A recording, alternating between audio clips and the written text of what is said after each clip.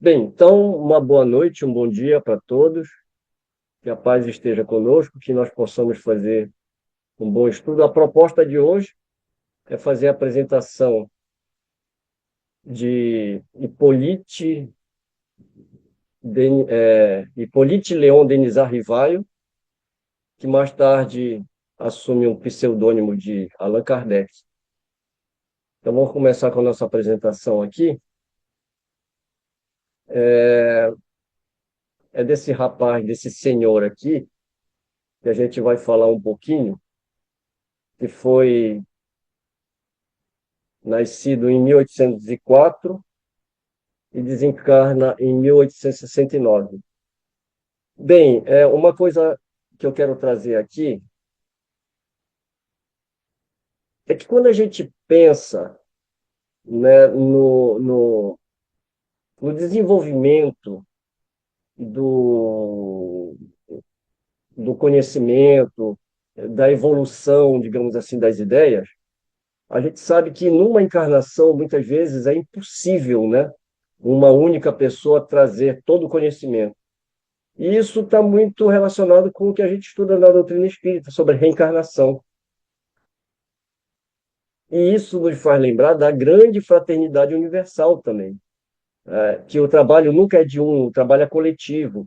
Eu não poderia começar a falar de Rivaio, como ele próprio gostava de ser chamado, sem antes de falar, né, no homem que foi, digamos assim, um preceptor dessas ideias, que é Pestalozzi, né, que foi um grande influenciador na vida de Rivaio.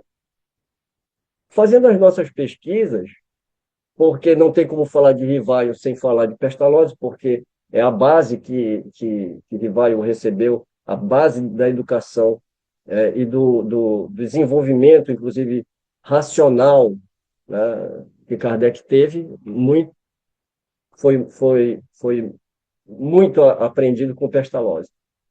Aí você vai estudar Pestalozzi e você descobre que Pestalozzi foi influenciado também por uma outra personalidade, que vocês já conhecem, muitos de vocês, né, que é Jean-Jacques Rousseau.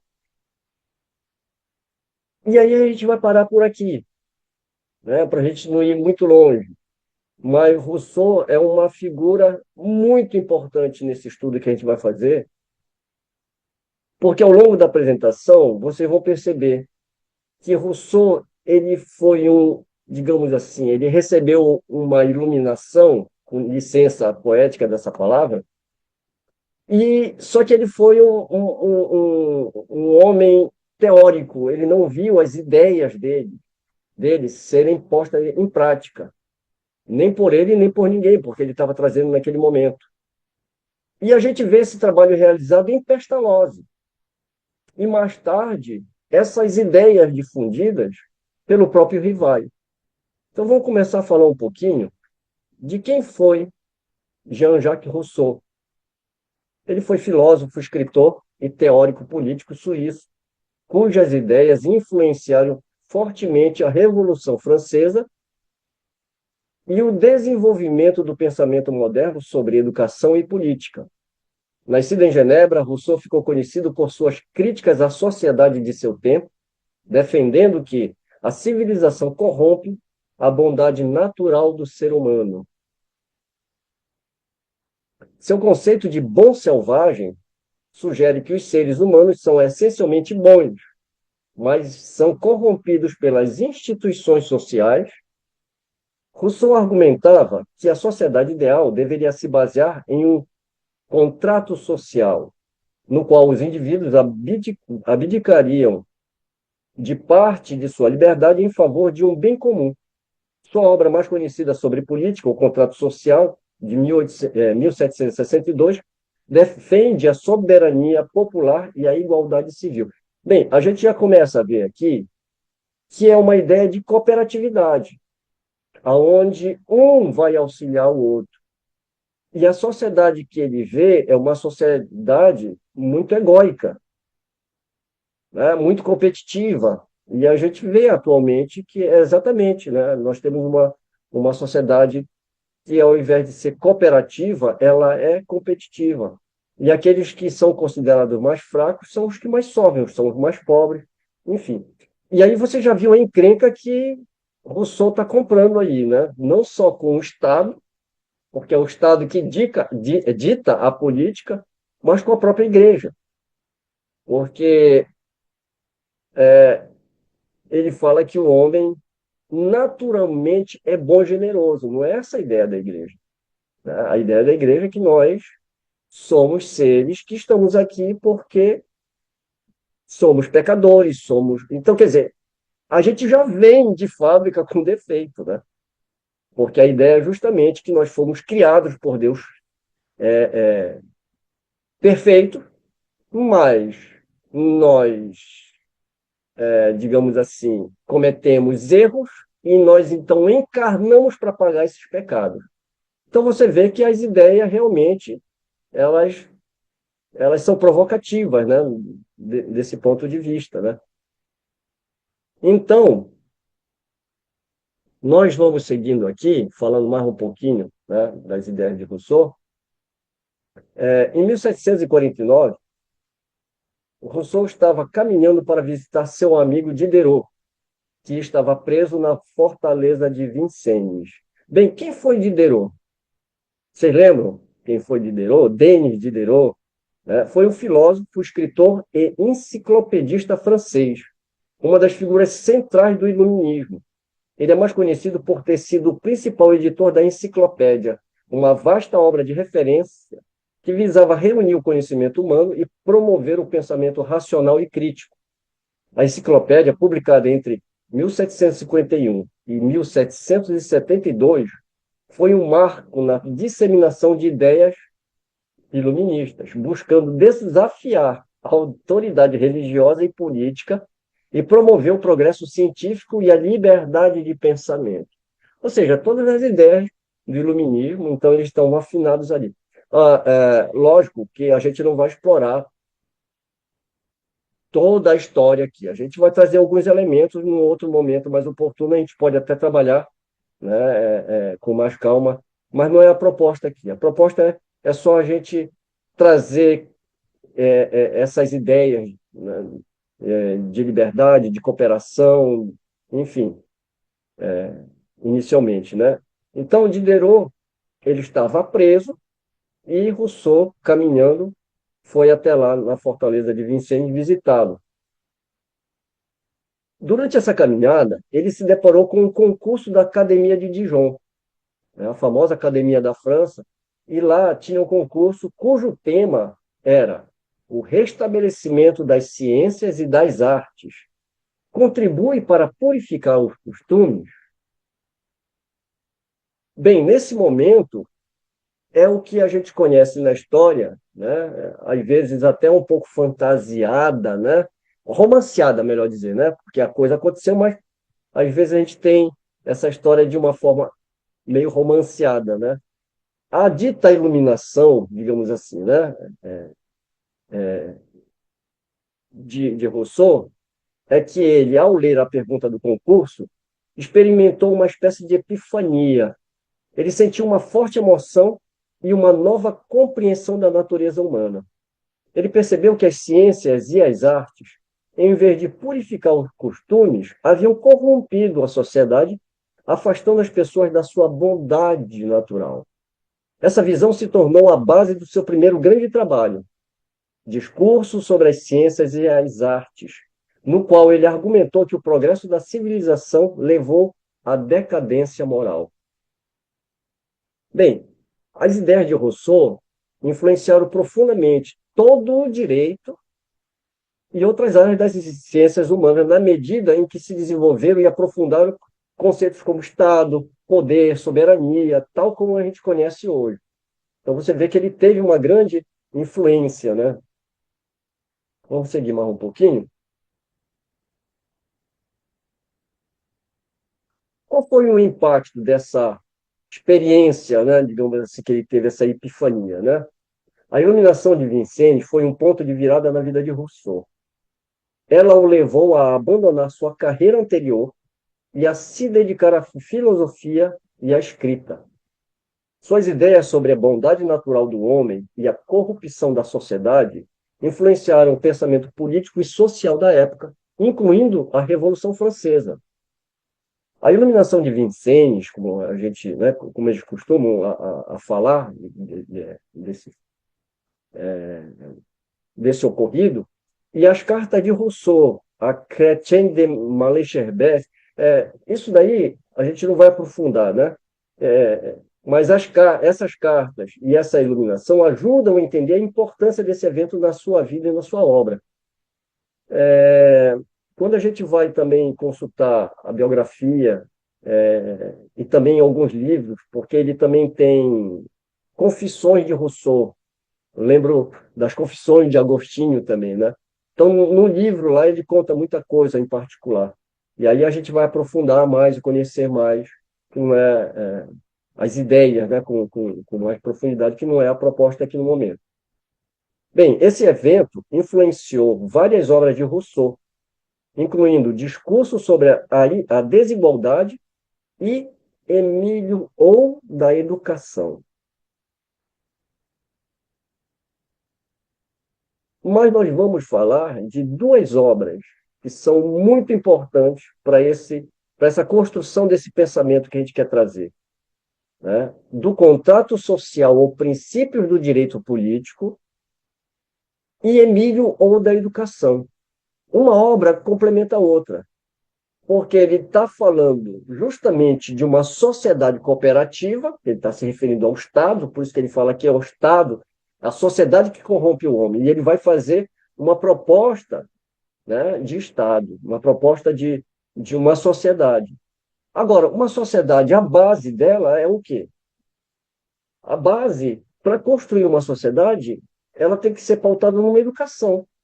E essa educação ele vai propor no Emílio. Por isso que essas obras elas se complementam, como a gente vai ver a seguir. Então, aí uma outra coisa curiosa. Vocês notaram a publicação de que ano que é? Dentro da pesquisa, eu não consegui saber se elas foram, em que momento elas foram escritas. Mas foi o ano de 1762 a publicação.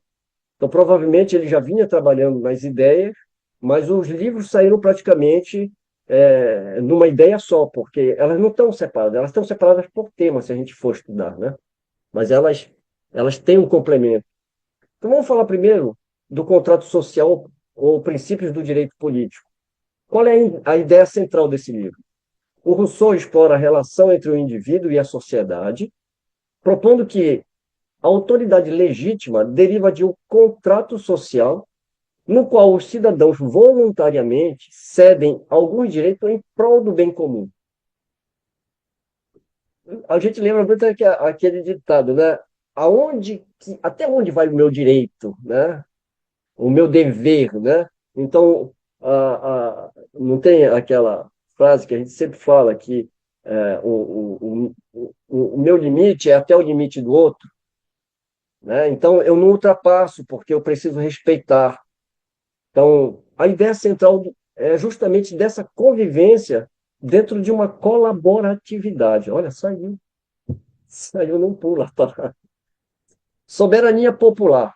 Defende que a soberania reside no povo, que expressa sua vontade geral através das leis. Ele não está criando aqui um Estado anárquico, né? Porque nós precisamos, né, de um comando, de um Estado, né? Mas ele defende que essa soberania não está no soberano, e sim no povo, que vai expressar sua vontade geral através das leis, porque a lei organiza isso. Então, não é um Estado anárquico, mas é um Estado colaborativo e fraterno. Liberdade e igualdade. Busca conciliar a liberdade individual com a igualdade social. Então, não se pensa só no indivíduo, porque é uma forma egóica, né, de pensar. Penso só em mim, primeiro eu, depois os meus e para os outros nada. Não é essa a ideia. Liberdade e igualdade.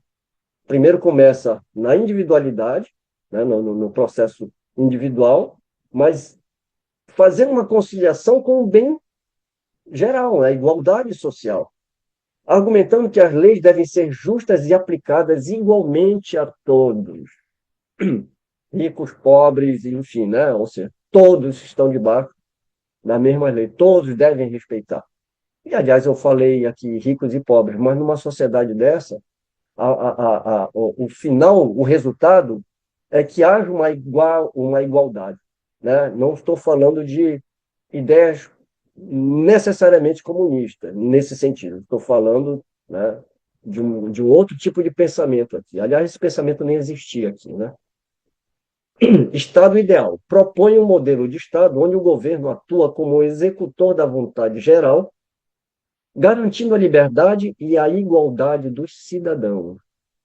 Como eu falei, existe um Estado, existe um soberano, mas a proposta é que esse soberano ele vai atuar como executor da vontade geral, e não da sua própria vontade. Falando um pouquinho aqui, eu lembrei da República de Platão, né, onde ele vai falar que os soberanos deveriam ser, antes de mais nada, filósofos. Vamos lá para o Emílio. Vamos falar qual é a ideia central do Emílio. Rousseau apresenta uma visão inovadora da educação, centrada no desenvolvimento natural da criança. Olha só, desenvolvimento natural da criança, ou seja, respeitando o limite de cada criança e a capacidade de cada uma. Ou seja, cada um de nós é bom por natureza, é o discurso dele, né? E a criança é uma semente que a gente deve cuidar, para que ela possa dar frutos e flores, né? Da maneira educada, educada não, adequada. Bem, educação natural. Defende que a educação deve seguir o ritmo da natureza, respeitando as fases de desenvolvimento da criança e estimulando sua curiosidade e autonomia.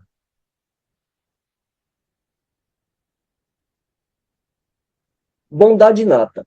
Acredita que o ser humano nasce bom, mas é corrompido pela sociedade e que a educação deve preservar essa bondade natural. Daí a base da educação. Porque uma vez fortalecida a educação e essa visão na criança, que se tornará um cidadão no futuro, ele está ali também para defender essas ideias e para proteger, o direito, né, dos outros. Preceptor ideal. Propõe um modelo de educador que acompanhe a criança em suas descobertas, guiando-a sem impor ideias novas ou valores. O preceptor pode ser o pai, pode ser o educador de uma forma geral, mas esse educador ele não está ali para impor. A gente vê isso no ensino até hoje, né? E na época, a, o ensino era através de castigo e recompensa. E muitas matérias eram estudadas de forma não natural. Eram coisas para você decorar, e se você errasse, você apanhava com palmatórias e aqueles castigos físicos. Decorar uma coisa totalmente diferente dessa proposta que a gente está vendo aqui. Desenvolvimento integral busca formar um indivíduo completo, com desenvolvimento físico, porque ele trabalha a parte também, né, física, intelectual e moral equilibrados. Então, pensa no ser como um ser integral. Educação para a vida. Prepara a criança para viver em sociedade, cultivando sua capacidade de julgamento, senso de responsabilidade e amor à liberdade. Um indivíduo desse, ele está pronto, né, para cooperar numa sociedade proposta dentro do contrato social, proposta pelo Rousseau. Vamos fazer uma relação entre essas duas obras. Essas obras, elas se completam, apresentando uma visão abrangente da sociedade e do indivíduo.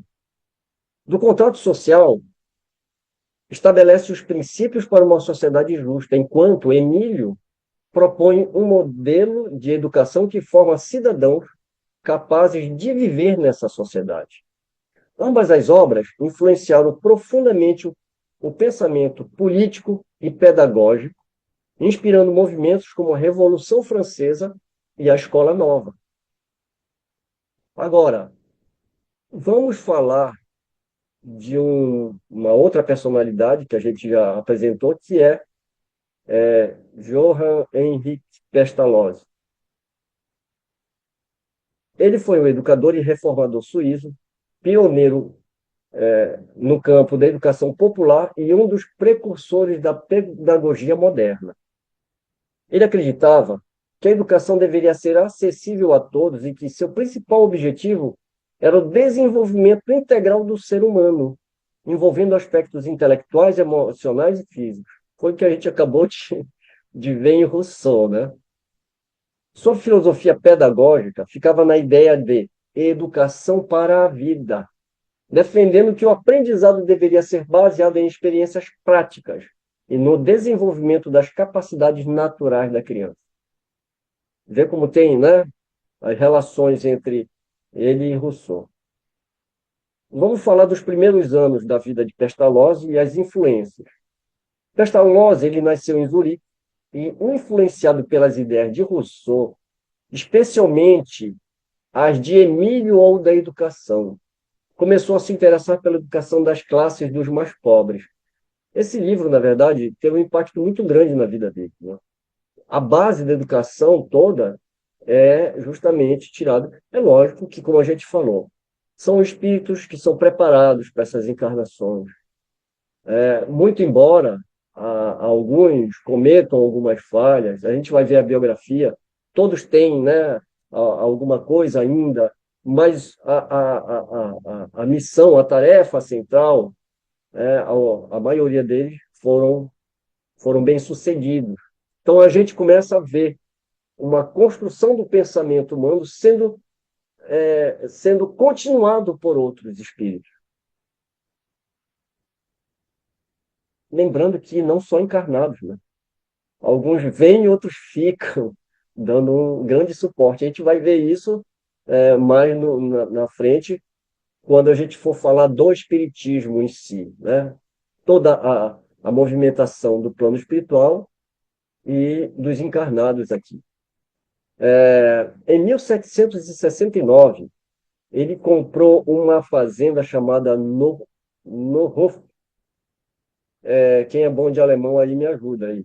De vez em quando a minha pronúncia sai um pouquinho torta porque eu não domino nenhuma dessas línguas. Bem, ele comprou em 1769 uma fazenda chamada Nohof, onde tentou implementar um projeto educacional que combinava trabalho agrícola com a instrução escolar, oferecendo às crianças pobres uma educação prática e moral. Contudo, o projeto fracassou financeiramente e Pestalozzi se endividou.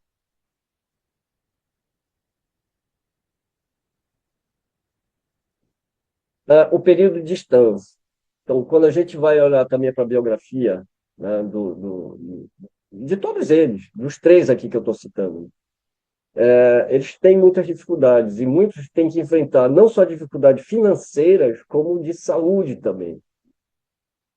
Então, às vezes a gente pensa que o espírito vem em missão aqui e ele vai, né, ter todas as regalias do mundo. Não é bem assim, né? Em 1798, durante a ocupação francesa na Suíça, é um período cheio de guerras ali, né, de conflitos, né? Pestalozzi foi convidado a cuidar de órfãos em Stange, cidade devastada pela guerra. Esse período marcou um ponto de virada em sua carreira.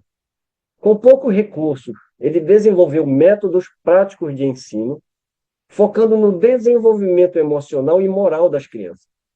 Acreditava que o amor e a afetividade eram essenciais para o desenvolvimento da criança. Defendia que os educadores deveriam criar um ambiente acolhedor e seguro, onde as crianças se sentissem amadas e respeitadas. Eu me deparei com muitas gravuras e pinturas de Pestalozzi. Em particular, essas imagens com criança, eu acho muito bela, porque era isso mesmo, ele era um pai para essas crianças. Quando eu estava lendo isso aqui, sobre Stans e esses conflitos, Inevitavelmente, eu lembrei da guerra que a gente está vivendo aqui, né, no Oriente Médio e essa guerra aí da Rússia, enfim. E quem é que mais sofre? São os civis. Aí você vê a briga de ego desses soberanos guerreando, mas quem é que sofre? Sofre toda uma população civil e principalmente as crianças. Então, para a gente tentar visualizar o trabalho dele em instâncias, é mais ou menos isso. Ele sai na rua recolhendo crianças, né? Trazendo para abrigo, para dar não só conforto, né? Mas dar uma educação e acolher. Muitas vezes ele e a Ana, que era a esposa dele, porque a gente pouco fala das mulheres, mas eu vou falar um pouco disso mais no final. Mas ele e a mulher dele eram os preceptores dessas crianças, né?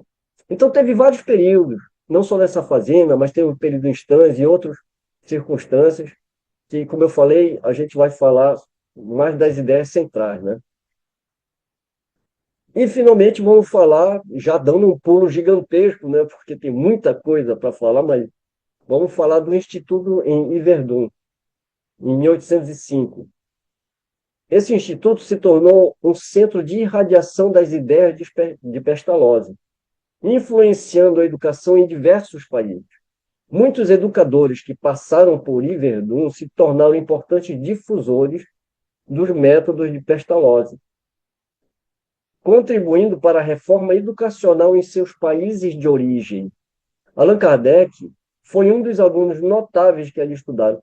E aqui eu tentei ter o maior cuidado para não cair nesse erro, e agora eu apresentando eu vi que eu caí, né? Allan Kardec não foi aluno de Pestalozzi.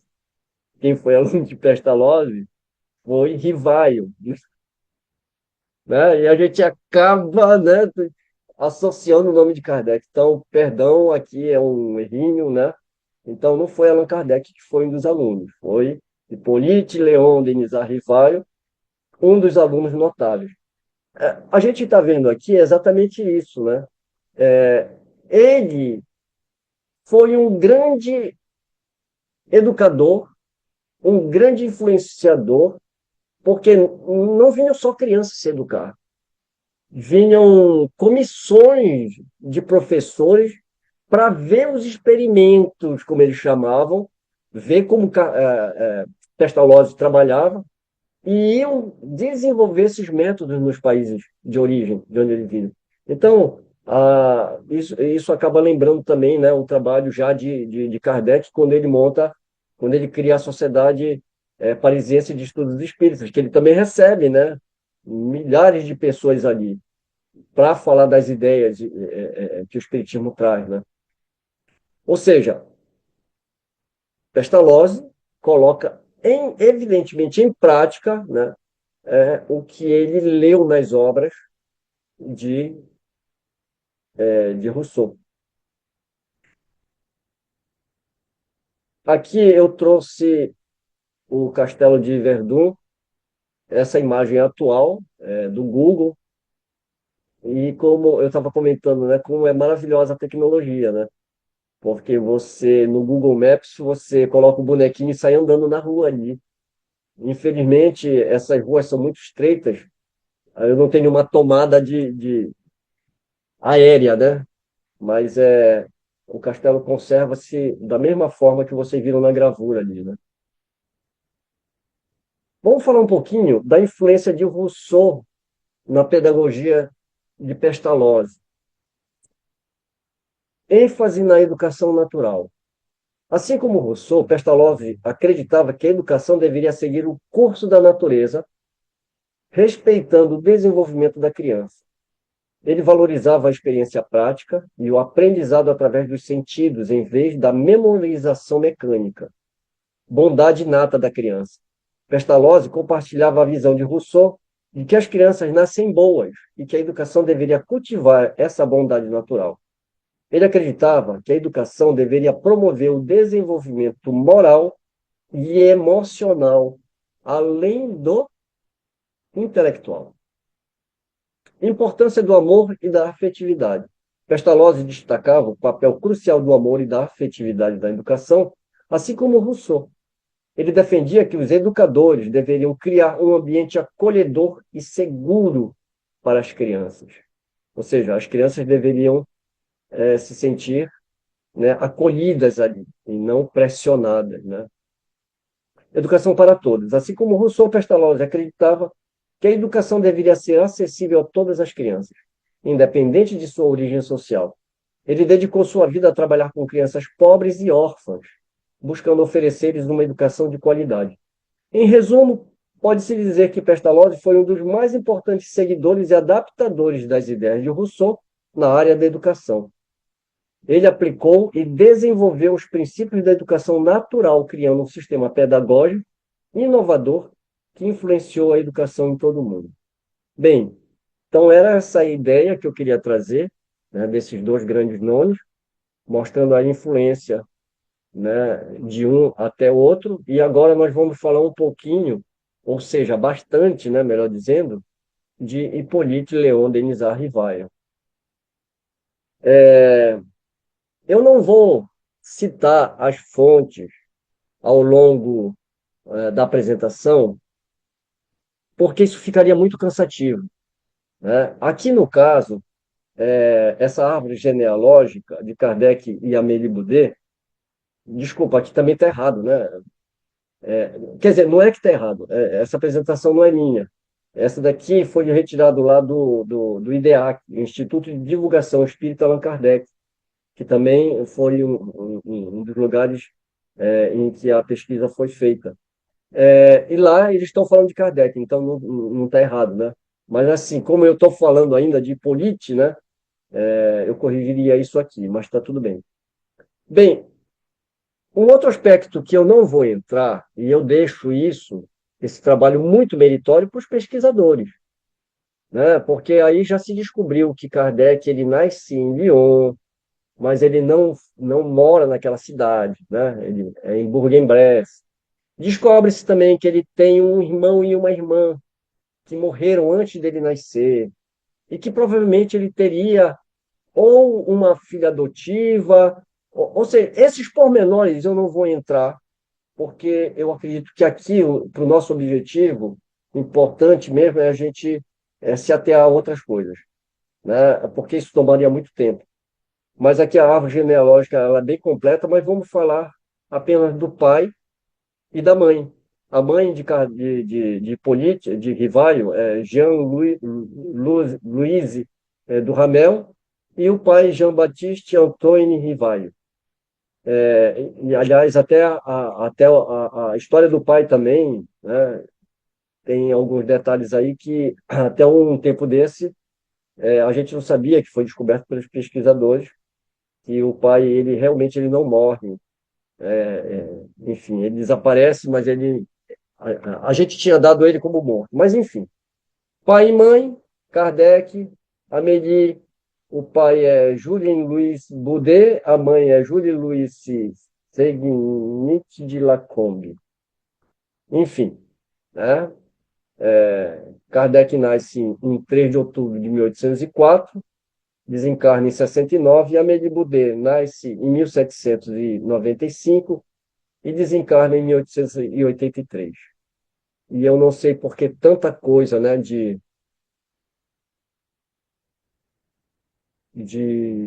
explorar se ela era mais velha de Kardec ou não era. Também eu acho que não tem importância nenhuma. São espíritos que se amaram e que vieram juntos, né, para essa tarefa. Como eu falei, fala-se muito dos homens, né, mas a gente esquece que um homem como Kardec, Pestalozzi e Rousseau, e todos nós, réis mortais, se não são as nossas companheiras, não necessariamente cônjuge, né? Mas a gente está falando de uma fraternidade, a gente precisa, né? E essas mulheres foram realmente muito importantes na vida desses homens. Com certeza, sem elas, eles não teriam feito o trabalho que fizeram, com certeza absoluta. Bem, vamos falar então, né, de Hippolyte Léon Denis Rivaio. ele foi um dos mais notáveis discípulos de Pestalozzi. Ele estudou no famoso Instituto de Verdun, na Suíça, fundado e dirigido por Pestalozzi, no período de 1815 a 1817. Ah, outra coisa aqui, esses dados, mais uma vez, né, que eu estou trazendo, são de uma forma, de uma certa forma, um pouco superficiais, perto do trabalho de pesquisa que já se tem. Mais uma vez, não vou entrar nesses méritos, né? Não porque eu não queira, por causa da nossa proposta e do tempo, né? Enfim, então, mais ou menos nesse período, os pesquisadores descobriram muita coisa interessante, né? Como a mãe e ele já estavam antes lá na Suíça, muito anos antes, enfim, mas como eu falei, né? Bem, a influência de Pestalozzi na formação do Rivalho foi profunda e duradoura. Os princípios da educação natural, da valorização da experiência prática e do desenvolvimento integral da criança, defendidos por Pestalozzi, marcaram a trajetória de Rivaio como educador. Rivaio aplicou os métodos de ensino de Pestalozzi em suas próprias atividades pedagógicas, demonstrando um compromisso com a educação inovadora e acessível a todos.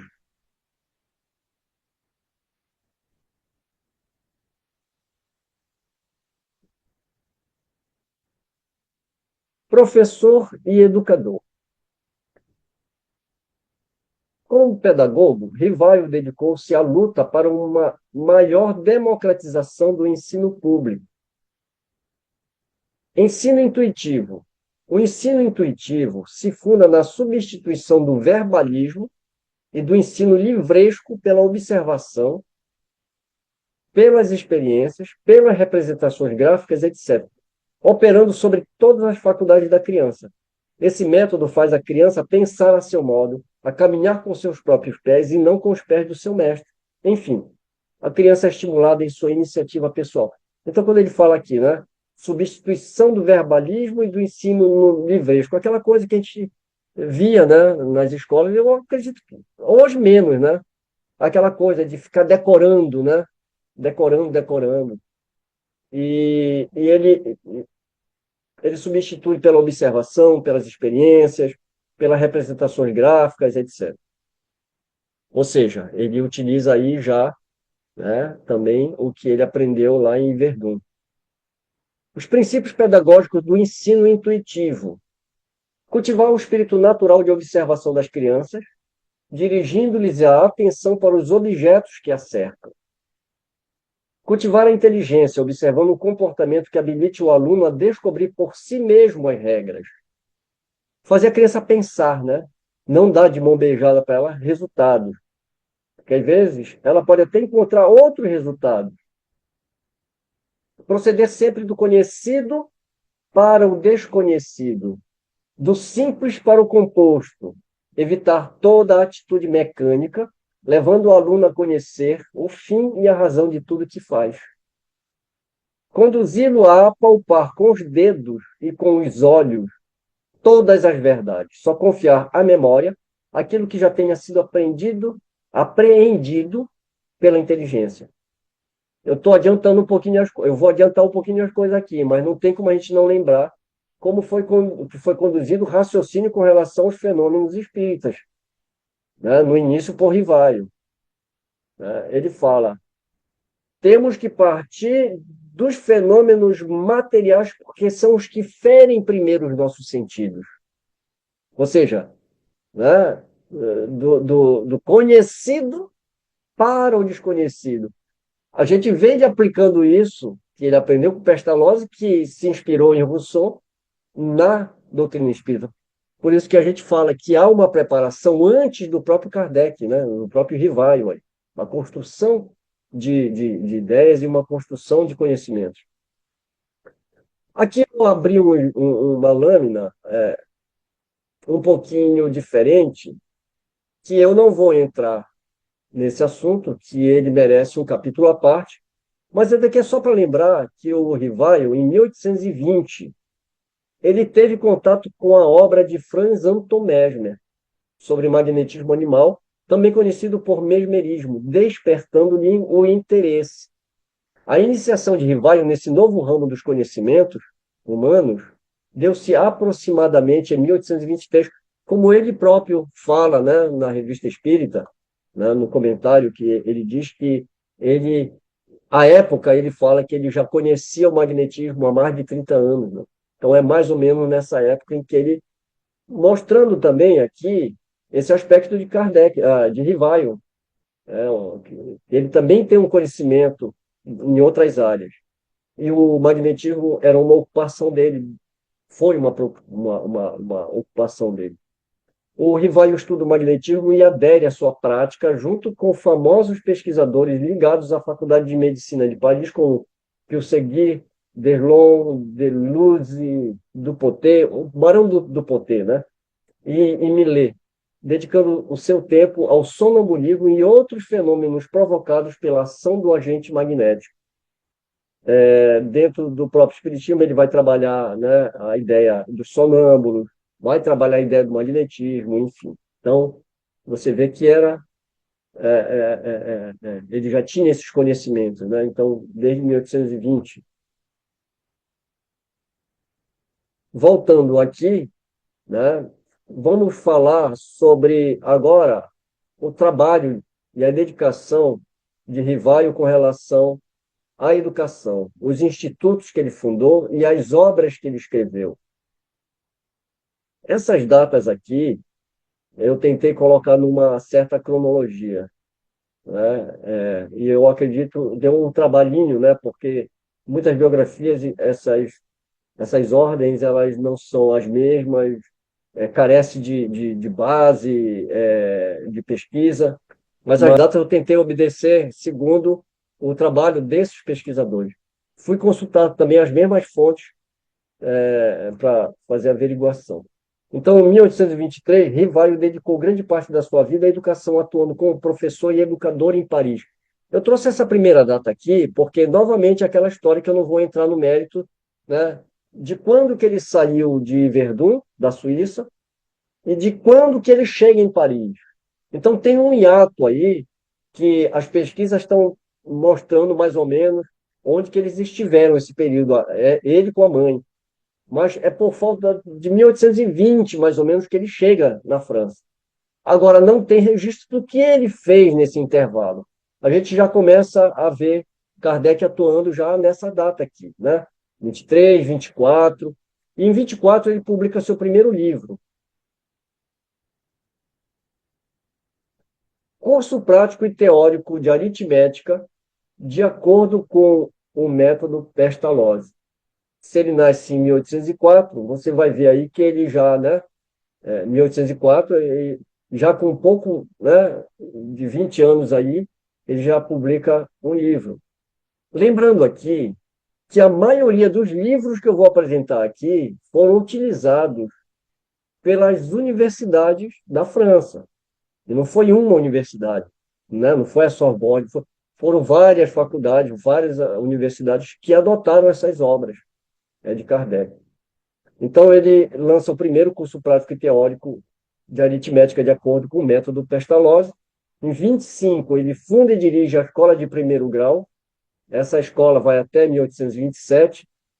Em 1827, ele escreve o Tratado Prático e Teórico completo sobre a aritmética, baseado em método Pestalozzi, ou seja, que deve ser uma melhoria do primeiro livro. E outra coisa, o que está em branco são as atividades nas instituições e o que está nesse meio cor de abóbora aqui está falando de obras, né? Eu fiz essa diferença para a gente seguir uma linha de tempo aqui. 1827, pensionato para meninos, de 10 a 13 anos. Esse pensionato funciona na rua de Vaugirard, até 1830. Depois, esse pensionato muda para a rua de Sèvres, como Instituto Rival, conhecido também como Liceu Polimático. A gente, quando fala pensionato, a gente não tem muita ideia do que era naquela época, né? Mas é uma escola de educação para formar essas crianças através de ensinos técnicos, né? Preparar esses meninos para uma profissão, mas sempre no método Pestalozzi. Não só olhar o desenvolvimento intelectual, mas moral e espiritual das crianças. Aí vem outro livro, em 28, Plano Proposto para a Melhoria da Educação Pública. Vê como Kardec desenvolve e aplica na prática, escreve em teoria, propondo para o governo uma melhoria na educação pública com os métodos de Pestalozzi. Aí a gente vê a sintonia, né? E o trabalho que começou lá em Rousseau sendo difundido agora, já numa terceira onda. Nesse livro foi onde surgiu reformas no sistema educacional francês, criticando, onde sugeriu, desculpa, eu falei surgiu, né? Sugeriu reformas no sistema educacional francês, criticando a precocidade na inculcação de ideias e a busca por resultados rápidos que prejudicavam o desenvolvimento intelectual. Então, ou seja, trabalhar com mais cuidado a educação dessas crianças. 1829, Tratado Prático e Teórico, completo sobre a aritmética segundo o método de Pestalozzi, com modificações. Então, você vê que o Kardec vai aprimorando. A gente vê isso também na obra, né, de Kardec, né? Aqui Rivaio, né? Mas a gente vê na obra de Kardec também ele sempre procurando, né, trazer os ensinamentos de uma forma mais clara e mais consistente, mesmo que ele tenha que fazer essas modificações, ele vai corrigindo, vai aprimorando.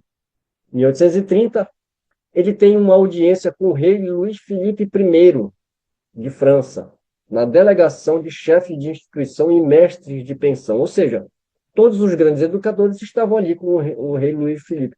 Eu fiz questão de trazer isso aqui, não é para dizer, olha, eu conhecia o rei, mas como eu falei, né, no começo, aliás, antes da apresentação aqui, né, para a gente desconstruir essa ideia de que Kardec foi um simples codificador da doutrina espírita, que hoje, muitas vezes, é até motivo de piada quando se fala no nome dele. Mas mostrar quem é que estava por trás desse pseudônimo, que era um grande homem, um grande educador. Nesse momento que ele tem essa audiência com o rei, ele tinha 26 anos, relativamente muito novo. E ele apresentou à Sua Majestade algumas considerações sobre a instrução pública. Em alguns relatos fala que há uma suspeita que ele, num dos bolsos do casaco dele, ele tinha levado um projeto de lei sobre a universidade que ele também teria apresentado se ele obtivesse consentimento dos outros mestres.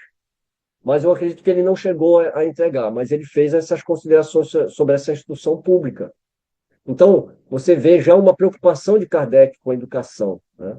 E o envolvimento dele nesses processos. Em 1830, ele traduz os 3 primeiros livros de Telêmaco, escritos por Fénelon, do francês para o alemão. E é curioso que, quando a gente vai falar sobre isso, em muitas bibliografias de Kardec, muita gente que fala que ele falava espanhol, francês, só faltou o português, né?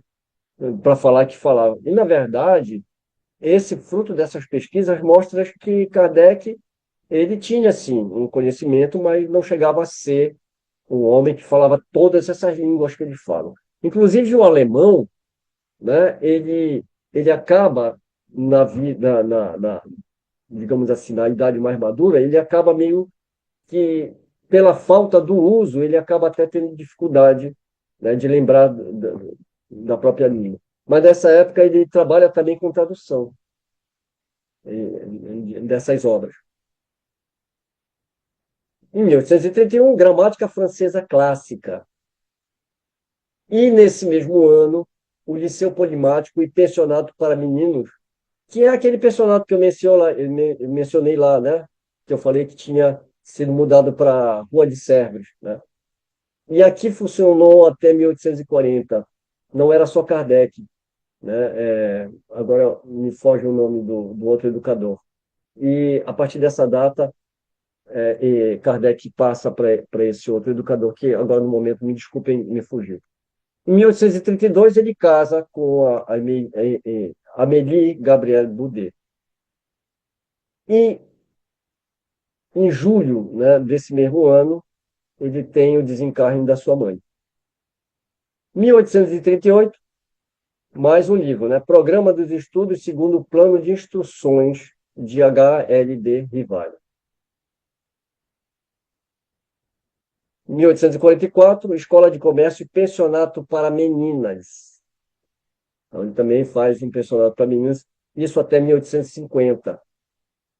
1846, Manual dos Exames para os Certificados de Capacidade, curso prático e teórico de cálculo mental em 46 também.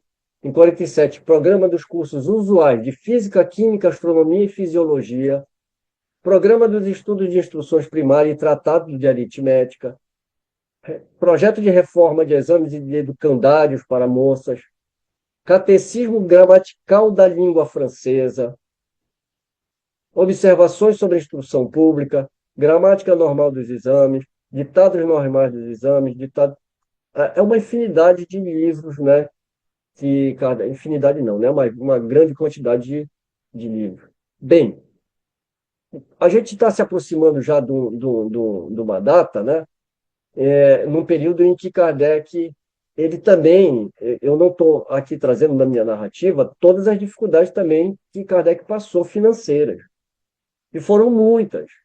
E também não estou mencionando aqui o, o tio que ele tinha, de uma certa forma um tio problemático, que meteu ele também em algumas dívidas, né?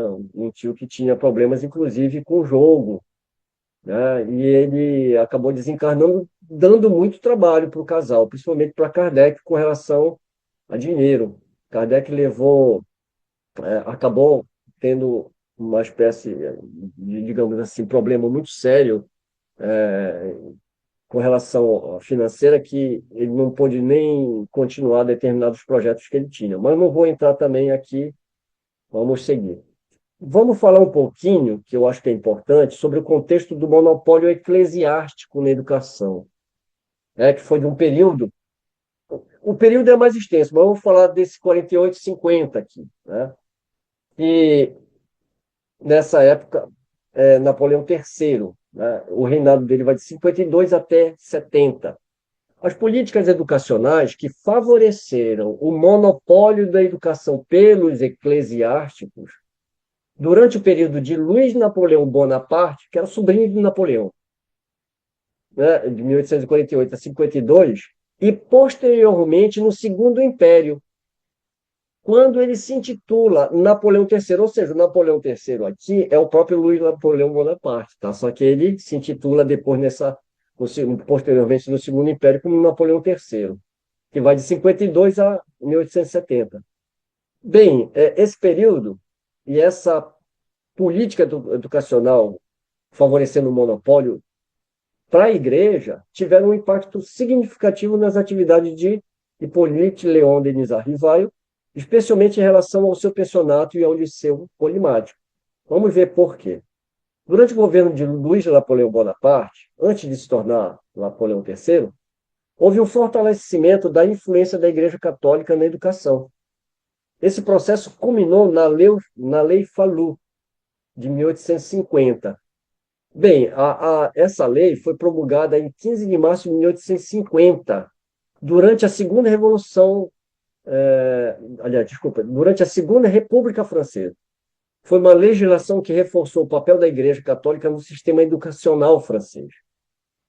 Esse nome, Fallou, vem de Alfred Fallou, que era o ministro da Educação e um fervoroso católico.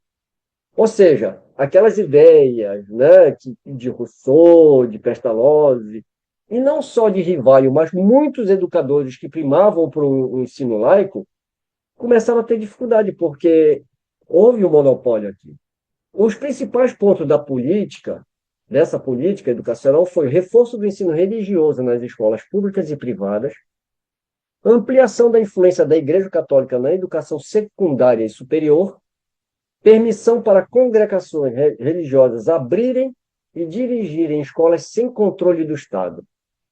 enfraquecimento do modelo laico republicano, que buscava uma educação mais secular, e esse monopólio era defendido pelos setores conservadores da sociedade, que viam a religião como fundamental para a moralidade e estabilidade social. No entanto, encontrou resistência entre republicanos, socialistas e intelectuais que defendiam o ensino laico e científico. Ou seja, não foi tão passivo assim essa atuação. Houve uma resistência, né? E esse monopólio eclesiástico na educação na França enfrentou resistência significativa desses defensores do ensino laico. Esses opositores, compostos por republicanos, liberais, socialistas, intelectuais, progressistas, viam o fortalecimento do controle da Igreja Católica sobre a educação como uma ameaça à liberdade de pensamento, ao progresso social e aos ideais da Revolução de 1789. Bem, a gente vai pensar aqui, no sentido dos parlamentares, a gente vai trazer dois nomes aqui, Victor Hugo e Jules Simon. Victor Hugo, escritor e deputado, foi um dos mais eloquentes críticos. Em um discurso famoso, em 15 de janeiro de 50, ele declarou: quero educação para todos, mas não quero a igreja no meio disso. A igreja em casa, o Estado na escola. O Hugo argumentava que entregar a educação ao clero era sufocar a liberdade de consciência e perpetuar a ignorância. Jules Simon, outro republicano moderado. Simon alertou que a lei criaria uma divisão entre escolas católicas e públicas, enfraquecendo o papel do Estado como garantidor de uma educação universal e neutra. Apesar desses protestos, a maioria conservadora da Assembleia, apoiada pelo Partido da Ordem e por Luiz Napoleão Bonaparte, aprovou a lei. Ah, infelizmente, essas ideias não foram tão bem combatidas por vários motivos, e um deles, o enfraquecimento, é justamente pela falta de união entre é, é, é, esses que se opuseram a esse sistema, entre outras coisas também, né? Mas vamos lá. Qual foi o impacto nas atividades educacionais de Rivalho? Como a gente viu, o Rivalho dirigia várias instituições de ensino laicas, influenciadas pelo método de Pestalozzi, que enfatizava um aprendizado racional e científico, sem forte influência religiosa. Com essa lei de Falu e a crescente influência dos religiosos na educação, escolas laicas perderam apoio e enfrentaram dificuldades financeiras. Acho que recebiam apoio, né? O Liceu Polimático que Rivail havia fundado era baseado em uma educação moderna e científica, que é contra o modelo clerical que se consolidava. Ou seja, você, mesmo que você tenha a sua instituição, você tem que adequar o ensinamento ao ensinamento dado pela igreja, inclusive a religião, né, trazida para dentro da escola. Coisa que, talvez, mesmo com condições de fazer isso, Rivaio não ia fazer isso, né? Então, sem esse respaldo oficial que as escolas religiosas recebiam, as instituições de Rivaio enfrentavam dificuldades e acabavam fechando. Eu não me refiro a respaldo financeiro, tá? O respaldo dentro da lei, né? Porque se ele fizesse o que ele estava fazendo, ele não ia ser respaldado oficialmente pela lei, né? Então, diante desse cenário, Rivaio gradualmente se afasta da educação formal e começa a se dedicar em outras áreas, como escritas e estudos filosóficos. E vale lembrar aqui que o Kardec ele manteve durante muitos anos na casa dele, né? Eu não diria uma escola, mas ele recebia crianças para dar aula de graça, gratuitamente, né? Sobre todas aquelas matérias que a gente viu. Então ele não acolhia só na instituição, mas ele acolhia em casa aqueles que não podiam pagar. Isso lembra Pestalozzi, né? Onde ele acolhia as crianças e a ideia de que toda criança tinha que ter direito e acesso à educação.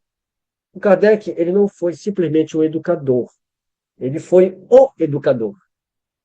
Mas ele não foi só educador, ele teve outras atividades curiosas, né? Além de diretor, ele era contador também. E ele foi dono de um banco de exchanges, né? Ou seja, mais ou menos eu vou me atrever aqui a, mais ou menos quando você fala, é um banco de trocas, é um banco de câmbio, não só monetário, mas na própria indústria, ou seja, era um banco, né? Com o objetivo de facilitar essas transações, as transações comerciais, fornecer novas oportunidades ao comércio e à indústria e prover a falta de recursos pecuniários através da troca de produtos de qualquer natureza, ou seja, fazer um escambo ali, né, para que pudesse promover dentro do comércio das indústrias, né? E quem era o parceiro dele? Era Maurice Lachatre, né? Isso em 1839. Essa instituição também publicava um jornal em Paris. Maurice Lachatre, né? Nós só temos essa figura dele aí. Esses são, essas são as edições do banco não, do jornal, que o jornal do Kardec do Rivaio e do Lachatre. É o Jornal de la Banque des Exchange, editado por Rivaio e Lachatre. Então, as atividades que Kardec se envolveu também, né? Então, sem dúvida nenhuma, Rivaio, por sua formação em caráter, foi, durante toda a sua vida, um grande educador, tendo seus livros adotados pelas universidades da França.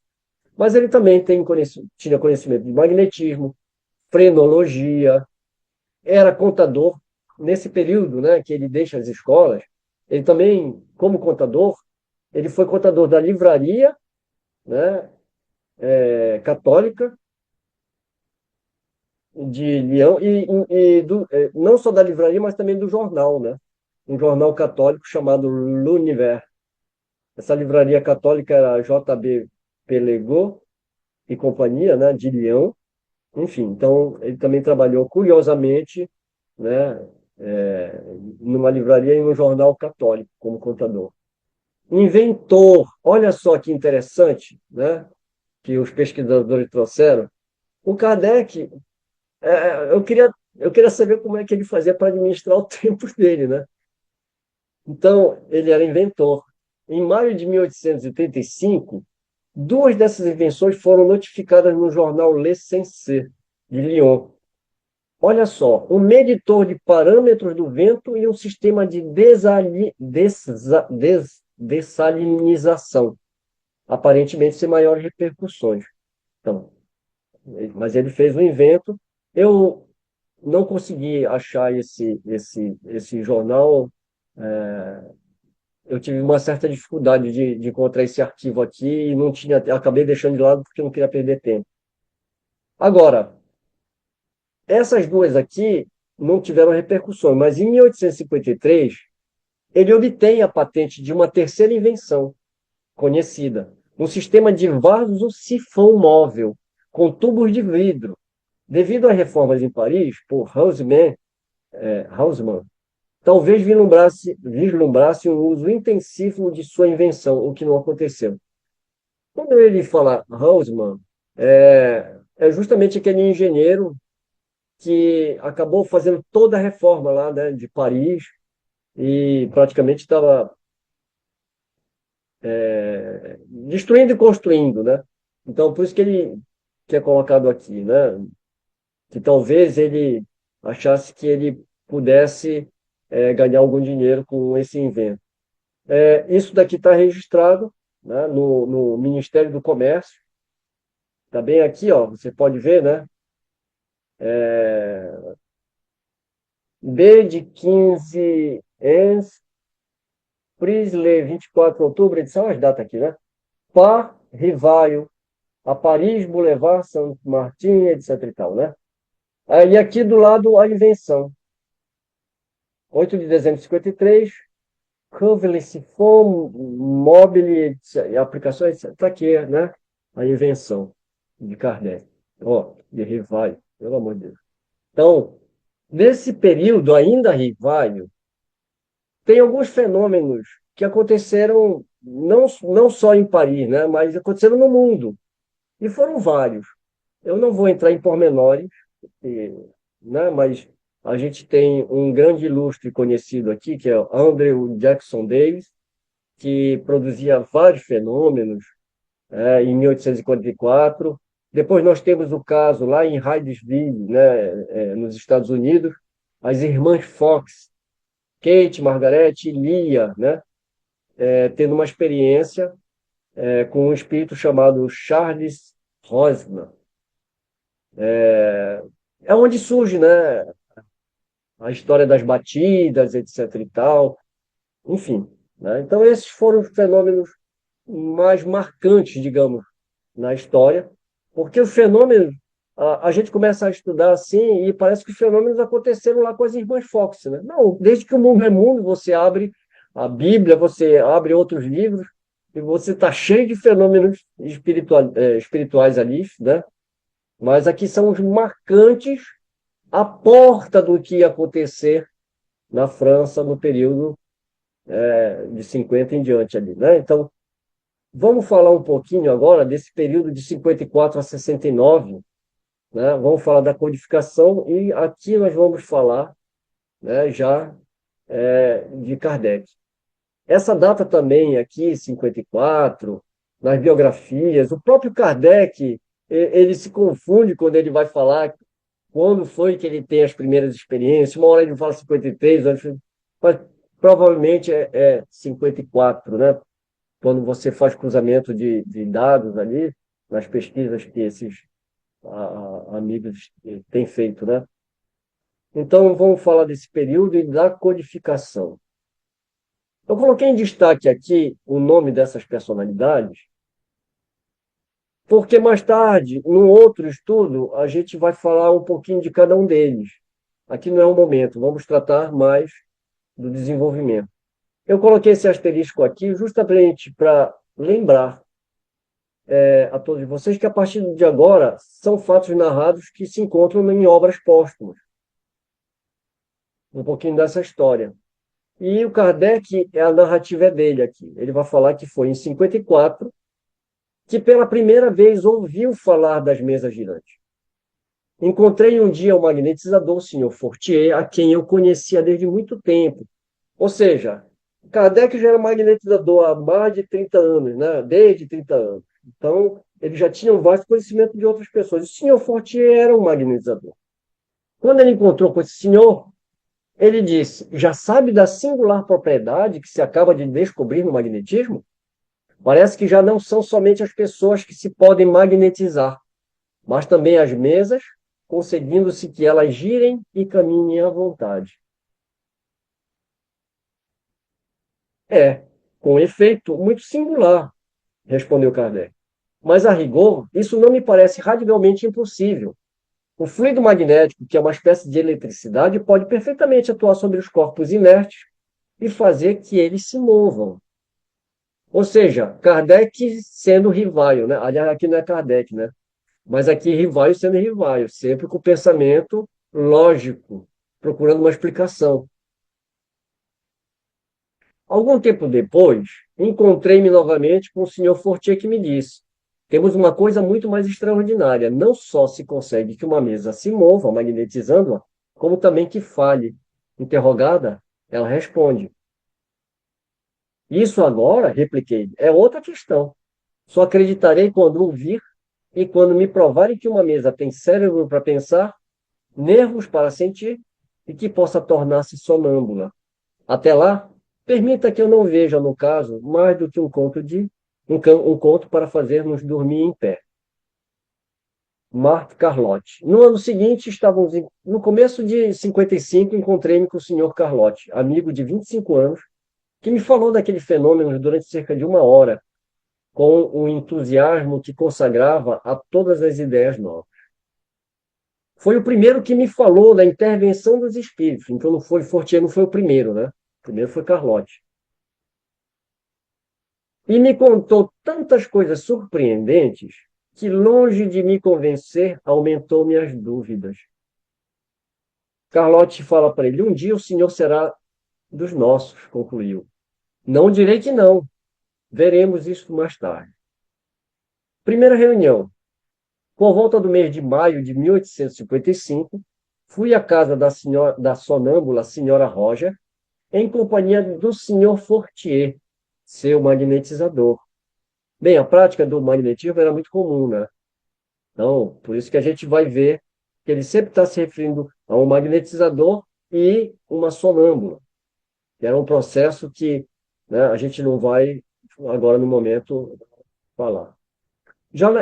Lá encontrei o senhor Patier e a senhora Plenemazon, que daqueles fenômenos me falaram no mesmo sentido em que o senhor Carlotti se pronunciara, mas em um tom muito diverso, quando me convidou a assistir às experiências que se realizavam em casa da senhora Plenemazon, a rua tal, número 18, aceitei imediatamente. A reunião foi marcada para terça-feira, às 8 da noite. Foi aí que, pela primeira vez, presenciei o fenômeno das mesas que giravam, saltavam e corriam em condições tais que não deixavam lugar para qualquer dúvida. Assisti então a alguns ensaios, muito imperfeitos, da escrita mediúnica numa ardósia, com o auxílio de uma cesta. Minhas ideias estavam longe de precisar, mas havia ali um fato que necessariamente decorria de uma causa. Aqui é uma representação, né? Tem várias representações, né? Essa aqui eu achei que foi mais clara. É uma espécie de aqui é uma prancha, na verdade, né? Ele fala de cesta porque tem uma cesta de bico que né, na ponta eles colocam um lápis, né? E aí e outra coisa curiosa, né? Se é só uma pessoa, você pode até falar que uma pessoa está escrevendo, né? Mas como é que as duas pessoas vão decidir na hora escrever uma palavra e acertar a escrita certinho, né? Duas segurando. Então, quando ele fala aqui que havia um fato que necessariamente decorria de uma causa, a gente lembra de uma frase, né, que ele sempre trazia: todo efeito inteligente tem uma causa inteligente. O poder da causa inteligente está na razão da grandeza do efeito. Por que que é importante a gente trazer esses fatos? Para a gente perceber que o próprio Kardec não foi acreditando de cara nos espíritos, nos fenômenos. Convidado para uma reunião, que era de um caráter mais sério, ele começa a presenciar esses fenômenos. Então, numa dessas reuniões da senhora Plene Mazon, ele conheceu a família Baudin, que residia então à rua Rocher-Joie. O senhor Baudin me convidou para assistir às sessões semanais que se realizavam em sua casa, e às quais me tornei desde logo muito assíduo. Os médiums eram duas senhoritas Baudin, que escreviam numa ardósia com auxílio de uma cesta chamada peão. É um outro tipo de cesta, não aquela que eu apresentei ali, né? É uma cesta mesmo, comprida, com um bico, né? Parece um peão deitado. Esse processo, que exige o concurso de duas pessoas, exclui toda a possibilidade de participação das ideias do médium. Aí vi comunicações contínuas e respostas a perguntas formuladas, algumas vezes até a perguntas mentais, que acusavam de um modo evidente a intervenção de uma inteligência estranha. Até aqui ele não considerava que era um espírito, né? Foi nessas, foi nessas reuniões que fiz meus primeiros estudos sérios em espiritismo.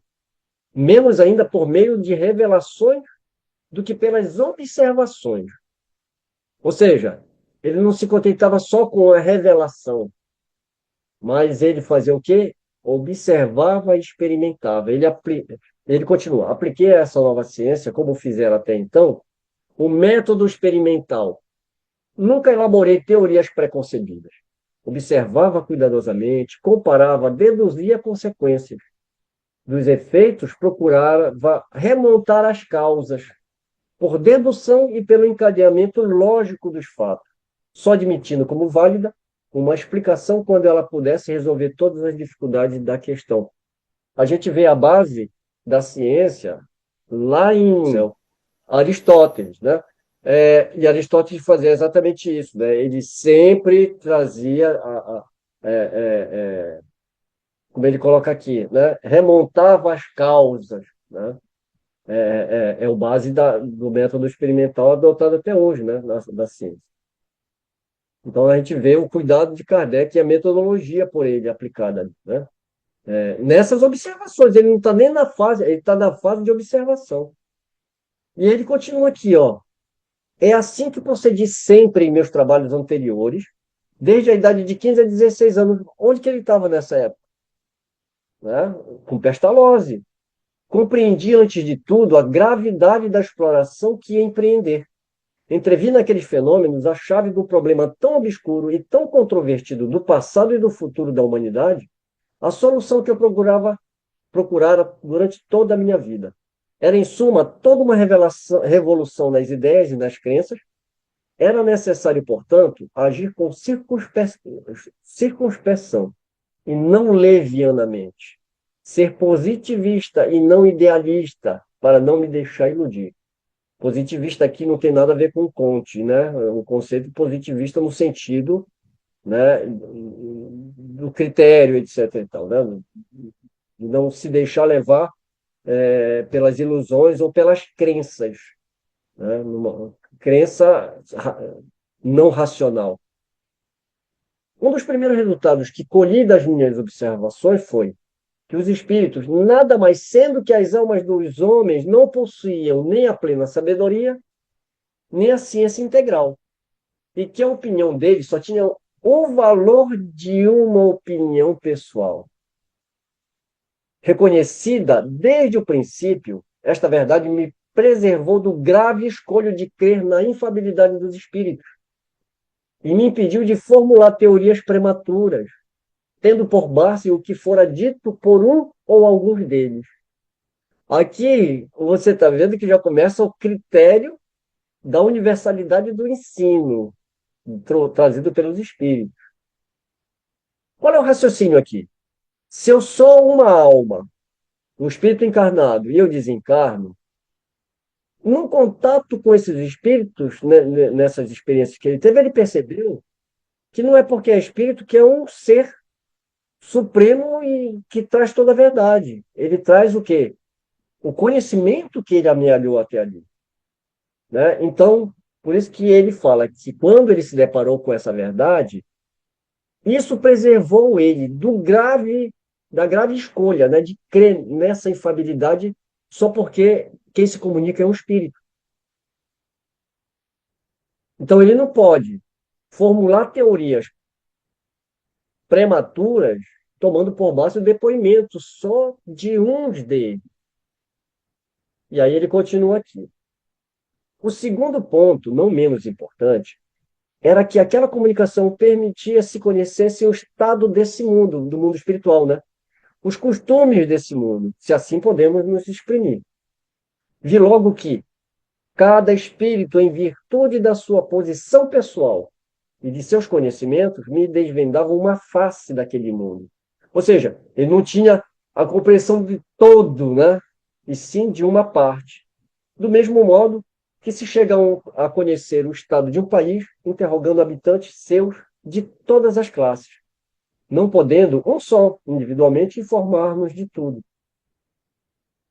Compete ao observador formar o conjunto por meio dos documentos colhidos de diferentes lados, colecionados, coordenados e comparados uns com os outros. Conduzi-me, pois, com os espíritos como houvera feito com homens. Para mim, eles foram, do menor ao maior, meios de me informar, não reveladores predestinados. E o que a gente vê muito hoje, não é? Um espírito tem uma experiência, dita a um médium, que escreve um livro, que traz conceitos daquele espírito. E, às vezes, toma esse espírito como reveladores predestinados, como os donos da verdade. O Kardec não agiu assim desde o começo. Né? Que bom, né? Porque senão levava. Olha, isso daqui está tudo grifado aqui, porque isso daqui é hiper, ultra importante. E até numa reunião mediúnica, que eu não sei há quantas andas nas casas espíritas, mas até para uma reunião mediúnica, para a gente retomar esse contato mais sério com a espiritualidade, porque uma reunião mediúnica não é só para atender espírito sofredor, é para se fazer também pesquisas de estudos sérios. E uma das coisas, uma das advertências de Kardec, já na codificação, era se preparar isso, para isso. Isso daí, ele vai falar no livro dos médiuns, né? Então não é, eu chego lá e na hora me dá um estalo e eu pergunto a coisa.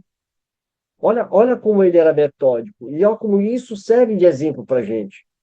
levava para cada sessão uma série de questões preparadas e metodicamente dispostas. Eram sempre respondidas com precisão profunda, profundeza e lógica. No livro dos médiuns, ele vai fazer exatamente esse conselho e ele vai fazer uma explicação, né? Ele fala que, inclusive, para o grupo inteiro, né? E se preparar para aquelas perguntas, inclusive os médiuns, para estarem preparados.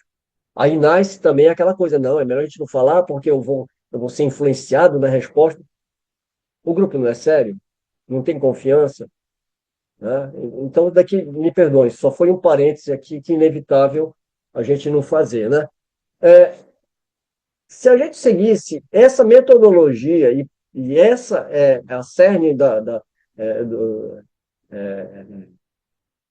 é o núcleo da proposta desse estudo que a gente está fazendo, é para a gente voltar para essas bases, né? Para voltar para esses conselhos de Kardec e tratar o assunto com mais profundeza. E como ele coloca aqui, precisão, profundeza e lógica.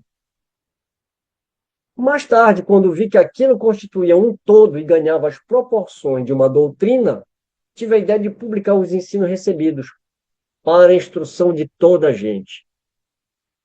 Foram aquelas mesmas questões que, sucessivamente desenvolvidas e completadas, constituíram a base de O Livro dos Espíritos. Eu até coloquei aqui, né, o controle universal dos ensinamentos dos espíritos aqui só para chamar um pouquinho a atenção. No ano seguinte, já em 1856, frequentei ao mesmo tempo as reuniões espíritas que se celebravam à Rua Tiquitone, na casa do senhor Rostam e da senhora Jafé, sonâmbula. Eram sérias essas reuniões e se realizavam com ordem. As comunicações eram transmitidas por intermédio da senhorita Jafé, médium, com auxílio da cesta de bico. Estava concluído em grande parte o meu trabalho e tinha as proporções de um livro. Lá vem um grifo aqui, né? Eu, porém, fazia a questão de submetê-lo ao exame de outros espíritos com auxílio de diferentes médiuns. Então, aqui a gente tem um ponto muito importante. Ele já estava com o material reunido. O que ele fez? Ele publicou? Ele procurou outros médiuns que não fosse. Ele não deixa claro nos documentos, porque ele fala que ele se utilizou de duas médiuns. A senhorita C, provavelmente seria a Celine lá da primeira reunião, mas daqui a gente é C que ele fala, e principalmente da Jafé, né? Eu vou continuar aqui, aí a gente vai desenvolver essa ideia aqui, né? Mas ele não se satisfaz com isso. Então ele vai submeter ao auxílio de outros espíritos, né? Exame, aliás, né? Com auxílio de outros médiuns. Lembrei-me de fazer dele objeto de estudo nas reuniões do senhor Rostand. Ao cabo de algumas sessões, disseram os espíritos que preferiam revê-lo na intimidade e marcaram para tal efeito certos dias nos quais eu trabalharia em particular com a senhorita Jafé, a fim de fazê-lo com mais calma e também de evitar as indiscrições e os comentários prematuros do público. Ou seja, ele pensou em fazer isso na reunião pública, né? Os espíritos falaram, não, vamos fazer isso aqui longe do público, para a gente não ter problema. Vamos fazer uma coisa mais reservada. E lá ele fez esse trabalho. Só que mesmo assim, não me contentei, entretanto, com essa verificação que ele fez em particular com a Jafé. Ele falou, os espíritos assim o haviam recomendado. Tendo-me as circunstâncias posto em relação com outros médios, sempre que se apresentava a ocasião, eu aproveitava para propor algumas das questões que me pareciam mais espinhosas. Então ele não ficou, mesmo ali, ele não ficou ali. Ele tinha umas questões que ele tinha ali, né? Que ele, como ele coloca, que eram mais espinhosas. Toda vez que aparecia uma oportunidade, ele consultava outros médios, né? Para ver se. Ou seja, foi assim que mais de 10 médios prestaram concurso a esse trabalho. Da comparação e da fusão de todas as respostas coordenadas, classificadas e muitas vezes retocadas no silêncio da meditação, foi que elaborei a primeira edição, de O Livro dos Espíritos, entregue à publicidade em 18 de abril de 1857. Eu não vou entrar em detalhe aqui porque a gente vai fazer uma apresentação do Livro dos Espíritos, e aí eu conto todas essas histórias lá de novo. A gente vai rever essa história aqui. Tá? Ou seja, a gente tem que ver o cuidado que o Kardec teve. Ele não se ateve só aquelas duas médias. Né? Então, ele, mais ou menos em torno de 10 médios, além das duas, e, como ele fala, muitas vezes retocadas no silêncio da meditação. Vamos falar um pouquinho, né, da missão de Kardec, que a gente tem essas questões obras póstumas. Eu trouxe só alguns resumos aqui, né? Como você vê, a apresentação já está ficando um pouquinho longa, né? Sua missão: 12 de junho de 1858, sessão na casa do senhor C. Médium, senhorita Aline C. Pergunta: Kardec, quais as causas que poderiam fazer-me fracassar? Seria a insuficiência das minhas capacidades? Não. Mas a missão dos reformadores está cheia de escolhas e de perigos. A tua é rude, previno-te, pois trata-se de abalar e transformar o mundo inteiro.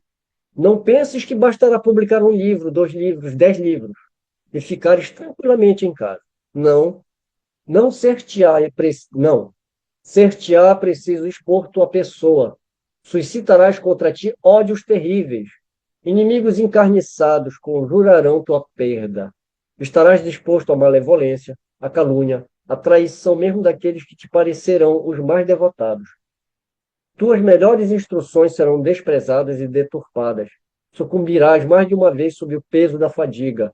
Numa palavra, será uma luta quase constante que terás que sustentar, e o sacrifício do teu repouso, de sua tranquilidade, de tua saúde e até de tua vida, pois sem isso viverias muito mais tempo.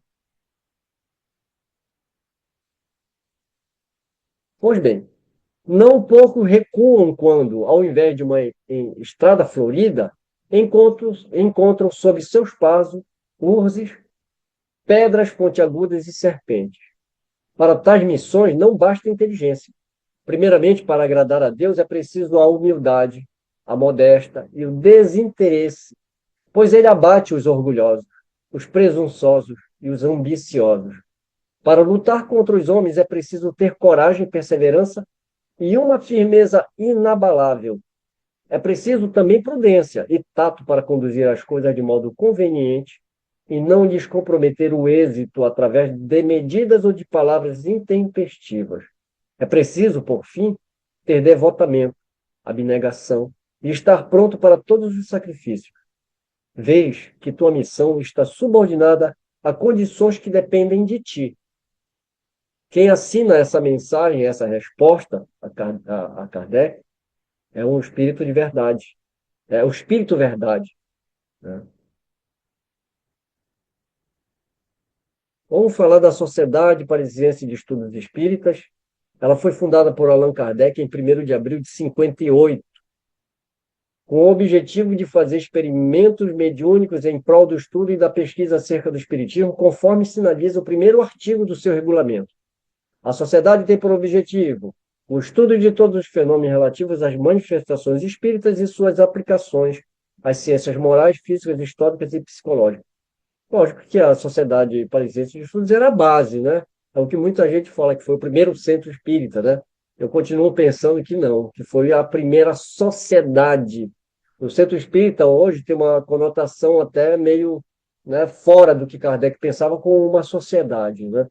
A sociedade não era só para desenvolver os fenômenos, mas para tratar também, né, da parte educacional, da parte instrutiva, enfim, né, porque o espiritismo não vive só de fenômeno. Aqui é uma representação, é uma gravura, né, do Palais Royal, né, local de lançamento do Livro dos Espíritos. Então, o Livro dos Espíritos foi lançado aqui, e aqui também, nessa galeria, né, dentro do Palácio Royal, aí, ele também foi a primeira sede da Sociedade Parisiense de Estudos Espíritas.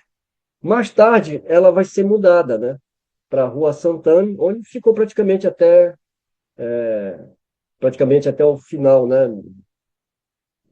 O casal morava ali perto, né, na Passagem Santana. É, eu trouxe aqui, desculpa, é melhor por ordem aqui, né? Daqui é uma solicitação ao governo francês da autorização para a fundação e funcionamento legal da sociedade. Aqui são cartões de membros da sociedade e algumas publicações, porque ali eram feitas as publicações. Eu trouxe algumas, né? Revista Espírita, Livro dos Espíritos, enfim. No final, eu deixo a bibliografia e as fontes que foram consultadas, porque esses documentos aqui também foram retirados do trabalho de pesquisa, né? Que eu vou citar depois na apresentação. Vamos falar da obra de Kardec. Em abril de 57, ele lança o primeiro livro dos Espíritos. Em 58, em janeiro, ele lança a Revista Espírita. Como a nossa proposta é estudar cada livro, eu vou apresentar a história de cada livro e da Revista Espírita, em estudos separados. Eu coloquei um asterisco aqui, porque eu não vou repetir Revista Espírita 59, 50, né? Aqui fica subentendido que todo ano, aliás, todos os meses, de todos os anos até 68, até um período de 69, o Kardec publicava uma revista mensal que depois foi transformado em livros relativos ao ano. Então, em 57, o primeiro livro dos Espíritos, com 501 perguntas, que são aquelas elaboradas lá, nessas reuniões, e depois consultada por outros médios, como Kardec fez. O que está em branco são as obras fundamentais do Espiritismo. O que está em preto são brochuras menores que acabaram se transformando em outros livros e, enfim, né? Que às vezes não tem, foram absorvidos, né, por outras obras. Em julho de 58, ele lança instruções práticas sobre as manifestações espíritas. Como eu falei, ele acaba sendo substituído pelo Livro dos Médiuns, mais tarde. Em 59, o que é o Espiritismo. Em 60, a segunda edição do Livro dos Espíritos, é o que eu havia comentado, né? De 57 para 60, se passou muito tempo. Então, quando a gente vai fazer um estudo da doutrina espírita, às vezes a gente pega um livro para ler e não faz esse estudo cronológico, fazendo um estudo amparado, fazendo leitura de uma obra, fazendo o link com as outras obras. Então, é preciso a gente saber como é que essas obras foram criadas e o processo de criação delas. Porque é um encadeamento de ideias aí. 61, Livro dos Médiuns. 62, o Espiritismo na sua mais simples expressão. Em 62, Viagem Espírita. Ou seja, Viagem Espírita é 1862, mas são várias viagens que ele faz e ele dá esse título, né, e fala sobre essa experiência que ele teve nessas viagens. 64, Imitação do Evangelho segundo o Espiritismo, que na sua segunda edição, em 65, ele altera o título, né, para O Evangelho segundo o Espiritismo. 64, Resumo da Lei dos Fenômenos Espíritas. O Céu e o Inferno, em 65. Caracteres da Revelação Espírita, em 68. E em 68, a Gênese, foi o último livro. O Caracteres da Revelação Espírita, eu coloquei um asterisco aqui para lembrar que lá na Revista Espírita, de fevereiro de 68, ele fala assim: muitas pessoas consideraram o artigo publicado sobre esse título, Caracteres da Revelação Espírita, em setembro de 67, e que, completado, forma o primeiro capítulo da Gênese, como próprio a dar conhecer o verdadeiro caráter da doutrina espírita, e, ao mesmo tempo, como refutação de certas críticas. Em consequência, elas pensavam, as pessoas, que seria útil a propagação dessa ideia, né, de espalhar esse artigo aí. né, de espalhar esse artigo. Então, o que que ele fez? Ele acabou fazendo uma pequena brochura que ele vendeu, né, durante um tempo, mas que foi logo esgotado. Então, isso daqui só ficou registrado aqui, porque isso daqui não é um livro, nem virou uma brochura. Isso daqui acabou virando o primeiro capítulo de A Gênese, tá? É, rapidamente, não tem como a gente encerrar essa coisa, essa apresentação sem falar do Auto de Fé de Barcelona, em 9 de outubro de 1861. Bem, primeiro, o que que é o Auto de Fé? Auto de Fé é o nome dado a uma cerimônia em que eram proclamadas e executadas sentenças do Tribunal de Inquisição da Igreja Católica.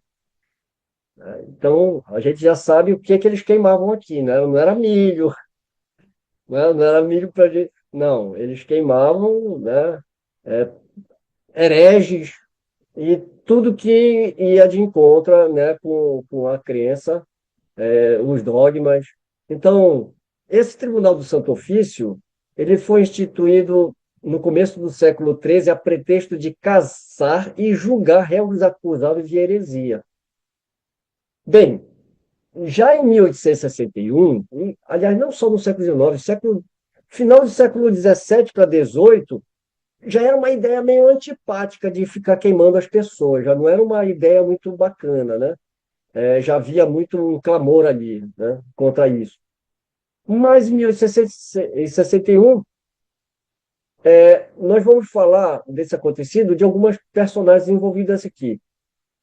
Em uma delas, eu trouxe quatro, né? Allan Kardec, eu comecei com o La Chatre, que estava na Espanha, que era um editor de Kardec, e pediu obras, né?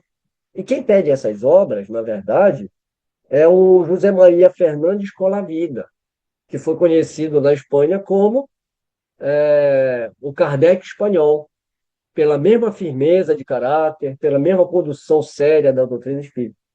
Ele pede, então, esses livros, Livro dos Espíritos, Revista Espírita, enfim, os livros são mais de 300 livros. Maurício Lachatret faz o pedido para Kardec, Kardec envia, e chega lá na alfândega, o Dom Antônio Palau e Termes confisca as obras, né, porque são obras hereges. Então, o Ato de Fé de Barcelona foi um importante episódio na história do Espiritismo, conquanto se trate de uma ofensiva da Inquisição Católica contra a doutrina espírita. Refere-se à execução de uma intervenção sumária, movida pelo bispo de Barcelona, ordenando a queima em praça pública de uma remessa de livros espíritas que Allan Kardec havia enviado para serem comercializados na Espanha, aos cuidados do livreiro Maurício Lachatret, a pedido de José Maria Fernandes Colavida. A execução se deu em 9 de outubro de 61. Porém, a despeito do prejuízo material, esse ato acabou por despertar naquela região maior interesse pelo espiritismo, além de engrossar a crescente revolta popular contra as arbitrariedades do Tribunal do Santo Ofício da Igreja Católica. Bem, fazendo um pequeno comentário, tem um diálogo bem extenso do Kardec com os espíritos, e o espírito, na verdade, aconselha, porque legalmente o bispo não podia fazer isso. Kardec pensou então mover uma ação, e ele certamente ganharia essa ação, porque, no mínimo, eles teriam que devolver os livros, né? Mas aí o Espírito Verdade chega com ele e fala: deixa como está, não fala desse jeito, aí aumenta a interpretação livre minha, né? Eu falo, deixa quieto, não mexe com isso, porque isso vai ser muito mais, vai fazer muito mais, uma propaganda muito maior do que alguns livros lidos, e dito e feito, né? Com essa queima, muitas pessoas se aproximaram para saber quais são as obras que estavam queimadas. E enquanto eles iam lá pegar pedaços da coisa que estava sendo queimada, eles gritavam protestos contra a igreja, né? Sobre que eles estavam, sobre aquele ato. Enfim, a história é um pouquinho mais longa, porque realmente aconteceu o previsto pelo Espírito Verdade, que foi um interesse muito grande. Muitas pessoas, inclusive comerciantes, se mobilizaram para trazer as obras de Kardec para a Espanha, tendo um movimento muito contrário do que a igreja queria, né? Que era acabar com as obras. Ao contrário, fomentou o interesse por essas obras. É, Viagem Espírita de 1862, eu mudei o fundo aqui porque a imagem desse mapa ia confundir muito com a cor, né? O que foi a Viagem Espírita? Foi uma jornada realizada por Kardec com o objetivo de fortalecer e organizar o movimento espírita. Ele visitou várias cidades, como Lyon, Bordeaux, Tours, onde se encontrou com grupos espíritas, respondeu a perguntas e orientou sobre a doutrina. Durante a viagem, percebeu o rápido crescimento do espiritismo e a necessidade de unificação entre os adeptos. Essa viagem consolidou a estrutura do movimento espírita na França e reforçou a importância da codificação doutrinária para evitar desvios interpretativos. Daqui é só uma estimativa, né? Percorreu cerca de 1.500 quilômetros em 6 semanas. Lembrando que era charrete, trem, né? É muito precário, a viagem era muito cansativa, enfim. E só fazer uma observação aqui, a necessidade de unificação aqui, né? Unificação no sentido doutrinário e não instituição. E Espiritismo, não temos uma instituição que seja dona do Espiritismo, né? Aliás, o Kardec ele não trabalhou com essa ideia, né? Primeiro, que não é uma religião. Segundo, que uma instituição, a gente sabe qual é o perigo de uma instituição, né? Envolve muitos egos, muita fome e sede de poder, e isso acabaria atrapalhando muito a condução do espiritismo. Unificação no sentido doutrinário. Nós vamos falar em outra oportunidade, já no período pós-Kardec, que é uma outra proposta de estudo que a gente vai fazer, apresentação que nós vamos fazer, falando justamente de como é que o Kardec gostaria que seguisse a doutrina espírita depois da morte dele, porque ele tinha consciência que naquele momento era necessário ele à frente, ele, né, levando a bandeira do espiritismo. E no segundo momento, ele pensou então criar uma sociedade para que não um, mas vários juntos pudessem fazer essa condução. Cenas dos próximos capítulos, não vamos entrar, né, nisso nesse momento. Vamos seguir aqui, né? Vila de Seguir. A Vila Seguir era um projeto que o Kardec tinha, né? Primeiro que foi a residência de Allan Kardec e da esposa dele, Amélie Gabrielle Boudot, nos últimos anos de sua vida, e está situada na Avenida Seguir, em Paris. Nesse local, hoje, né, localizado atrás do Museu dos Inválidos e perto da Torre Eiffel, que na época nem tinha, né? O Kardec, esse terreno aqui, pensa numa Paris daquela época, era lá no Cafundó do Judas, né, bem distante. Então era um terreno, inclusive, onde funcionavam as bases militares, era afastado, né? E é um terreno grande, né? Ele havia adquirido uma área de 2.600 metros quadrados com o objetivo de transferir sua residência para essa região. Ele dividia o seu tempo entre as atividades na Passagem Santana e a residência em Seguir. Foi lá que ele escreveu sua quinta obra, a Gênese. O codificador da doutrina espírita tinha planos para transformar esse local em abrigo. Aqui, me perdoe, eu não deu tempo de eu corrigir. Para indigentes empenhados na defesa do espiritismo na velhice. Mas antes que pudesse se transferir, Kardec veio a desencarnar, em março de 69. Mas aí ele pensava nos espíritas, né, que chegando à idade mais velha ele pudesse fazer. É lógico que a ideia não era exatamente só espíritas, né, mas abraçar todos aqueles que tivessem uma necessidade. Criar uma comunidade como ele já fazia com as crianças, como o Pestalozzi fazia. 31 de março, nós temos essa célebre frase trazida, infelizmente, por um evento, né? 31 de março de 1869, 1869. Nascer, crescer, morrer, renascer ainda e progredir sempre, tal é a lei. Essa lei não, essa frase aqui, que muitos atribuem a Kardec, não é de Kardec, está no túmulo, né, de Kardec, mas é uma frase de Goethe, né, que seria o capítulo nono da primeira parte de uma obra dele, que é uma obra tão complicada que eu não consigo falar, uma obra em alemão, né? Uma tradução literal seria As Afinidades Eletivas. Então, essa frase é de Goethe: nascer, crescer, morrer, renascer ainda e progredir sempre, tal é a lei, que vai justamente de encontro com todo o pensamento do Espiritismo sobre a evolução do espírito. Então, em 31 de março de 1869, Allan Kardec desencarna. Seu corpo foi enterrado no cemitério Montmartre, em Paris, no dia 2 de abril de 1869. Em março de 1870, os despojos mortais de Kardec foram transferidos para o cemitério Père-Lachaise, em Paris, que é onde todo mundo conhece, né? Onde tem esse dolmen aqui, né? Em imitação de um monumento druida, né? Onde tem essa frase impressa aqui, justamente. Então, a gente vai terminando essa apresentação, lembrando aqui também que tem a história da desencarnação dele também, que é narrada, né? Ele está entregando, né, um pacote da Revista Espírita para uma pessoa que vinha pegar algumas edições. Naquele momento, ele tem um aneurisma ali, ele tem uma morte fulminante ali, praticamente um desencarne, né, na hora ali, né?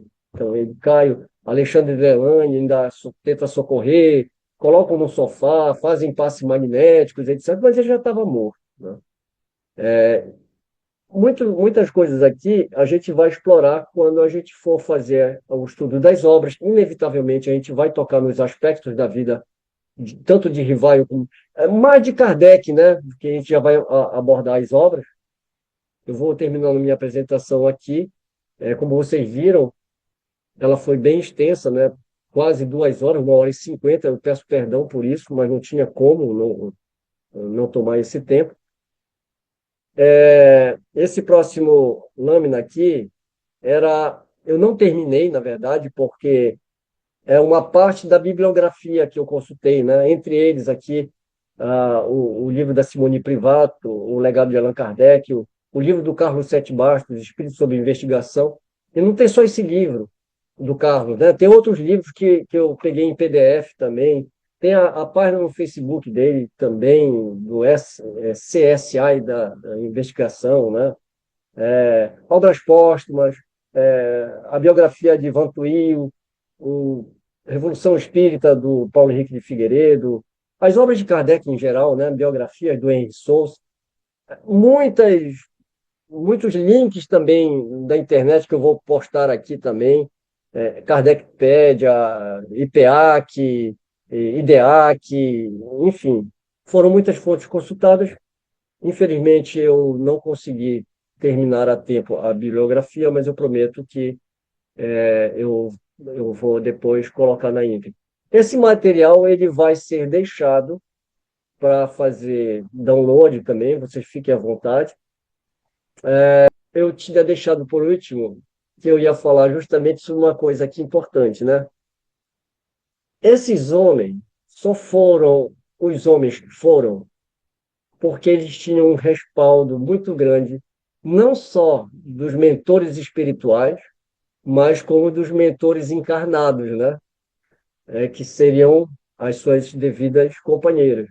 Amélie Gabrielle Boudot, né? Que, como eu falei, a gente pouco fala das mulheres, mas as mulheres que acompanharam esses homens e acompanham todos nós, afinal de contas, são as nossas mães, são as nossas irmãs, são as nossas companheiras.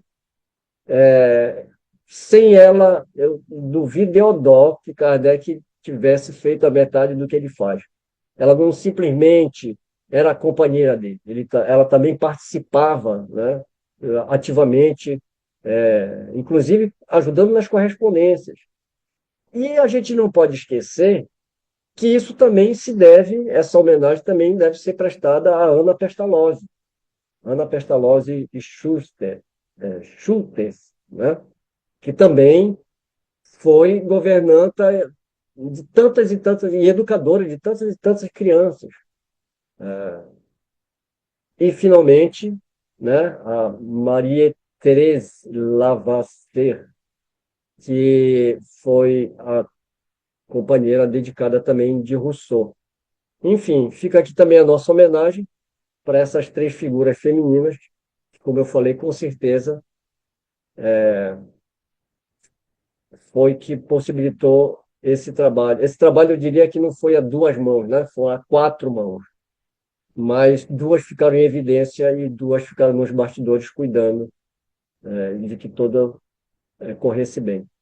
Eu vou interromper um pouquinho aqui a transmissão, o compartilhamento, para a gente fazer um breve diálogo.